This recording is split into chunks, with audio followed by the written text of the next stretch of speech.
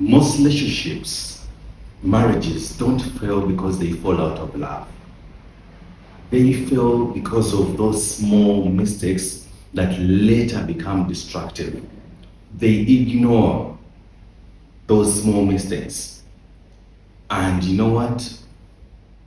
Later on, they cannot control it. They cannot tolerate it.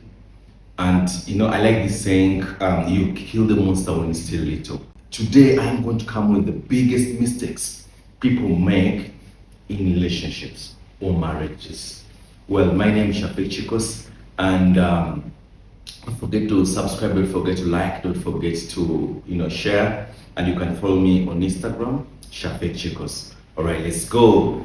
I'm going to break it down for you in a few pointers so that you are able to understand what exactly I'm talking about. Number one, red flags. Ignoring red flags in the very beginning is one of the common mistakes people make, and they live to regret. Ignoring small red flags, I think, is one of those topmost mistakes that are leading to divorce, to the high rate of divorce in the world, or to the separation, to the high level of separation in relationships. People show them in the very beginning of the relationship. They show them, they show you, but then because you are covered with love, you are madly in love with this person, or you have your motives, or you have your your hunger, your own, you cannot really look at them. For example, anger management, like emotional security. This is on the side of women is emotional security. On the side of men is anger management. Someone will you make a mistake and then you see how someone reacts.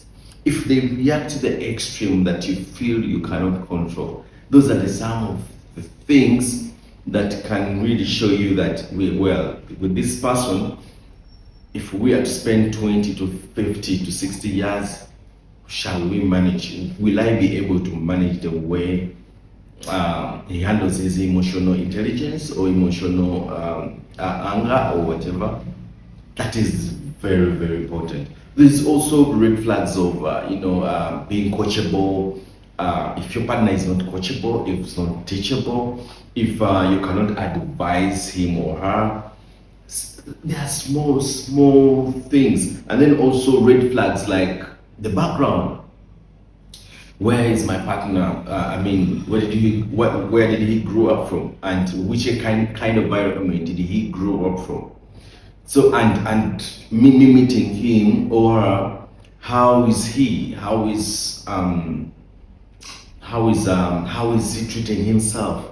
So those are some of the things that you really have to notice. There are a wide range of red flags.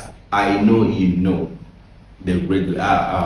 You acknowledge the red flags that I'm talking about. So another point is poor communication. This is something that is also common, but where I come in to put it at number two and also to discuss it is many people try to communicate. In many relationships, there's communication, but then separation still happens, divorce still happens. It is simply because the timing of communication. For example, if you're not going to come back, if you're going to come back, like let's say 3 to 4 a.m. in the morning, you just don't communicate that because you're fulfilling the responsibility of communicating. No. You prepare, the timing, like prepare someone for anything.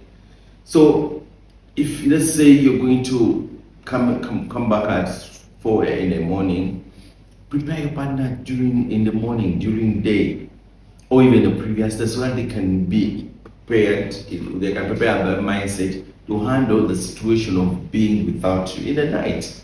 So timing of the communication. You have to access your partner to know that he's in the right mindset, he's in the right mood, is ready to absorb whatever that challenge you're going to put on the table.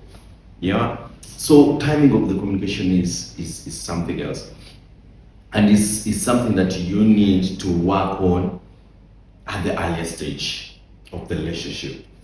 Then number three is pride. This is key and it's huge. I can say it's one of those top biggest mistakes people make in a relationship. Letting pride sink in. Pride, I can call it the devil's workshop, because you are in wrong, you know what you did, you are in wrong, but then you let pride, cover you, and then you feel you don't deserve to explain yourself. You feel the other person doesn't deserve your explanation. No, you are in silence for maybe a week or a few days, and then you are the one who is wrong. You're the one who hurt the other person. You're the one who has abused the other person, but then you're not willing to say sorry. Sorry, to say sorry. Most people who can't say sorry, it's the pride, it's the ego. But then that is something that is a big mistake for anyone to have as a character in their relationship or marriage. And trust me, it will destroy your life. Because I want to tell you, marriage is something, or marriage or relationship, it is something that really adds value to you. If you are ambitious, if you have goals, if you want to be successful in life, that is something that you have to put respect to, because it will add value to you. A lot, I can testify to that. So another point is people stay in relationships because of out of fear, like they fear to leave. All right, that is a big mistake, because you know what, you are stuck in that relationship maybe for 3 years or 4, but you feel that person, you cannot tolerate them, because relationship or marriage is about tolerating someone with their behavior. Then you choose to stay, and then you get to have kid number 1, you get to have kid number 2, you get to have, so you just find yourself stuck, you find yourself in a prison that you cannot even leave, because of the children. You love your kids, you love the things that you've done together. It is a huge mistake. If you feel you cannot be in that relationship or marriage, quit. Start over before things become bigger. Before the monster becomes bigger and is eating up the city, and then you want to kill the monster. That's almost impossible. All right. So also, and the last one is depending on your partner's happiness. This is basically for women and men. Yeah. Try to have hobbies. Try to have life outside your relationship or your marriage. Try to have hobbies. Personal example, I love football. It's something that gives me pleasure, fun, whether my woman wants it or not, and she just tagged along because she knew this is something that I cannot live without. I like to work. Like right now, I woke up in the morning and I chose to do my thing. I like to work. My happiness doesn't depend on my woman. Because yes, she completes me, but you need to also have some fun out there, so that you fill your cup. When the relationship feels empty, you get to have the fun. The fun I'm talking about is don't go drink alcohol, don't go womanize, sleep around, don't go take drugs. No, I'm talking about things like hobbies. You can do golf, you can do golf, you can do swimming, you can watch football, you can do movies, you can have one or two friends, credible friends that you can have around, and then sometimes you can hang around with them. That is very important for you to have your own happiness and have your own peace of mind. So I really want to tell you this. I know looks like it's a burden for you to look at this and that for the sake of relationship or marriage, and you feel maybe it doesn't deserve your time. But great men great men have fallen. They had the money, they had the treasures and all that, but they have failed because they failed to manage this small category in their life. This is small institution in their life, which is called a relationship. So if you're able to handle it in the best way possible, you will thrive in whatever that you're going to be doing. You thrive in business, you thrive in your social life, you thrive in your spiritual life, because this is an area where the devil puts a lot of effort more than anything else. All right. So for me, I can tell you whatever that I've told you, I've worked it out with my wife. And every bit we discuss about cooperation, we discussed about boundaries, we discussed about everything that I've broken down for you. And right now I can say we are 8 years being together in our marriage and relationship. And we're looking forward for greater heights because we set the standard, we set the foundation.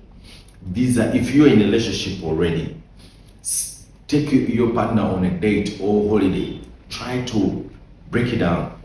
These pointers that are listed below, that I've told you, and then try to correct them, put them right, discuss them for a new beginning.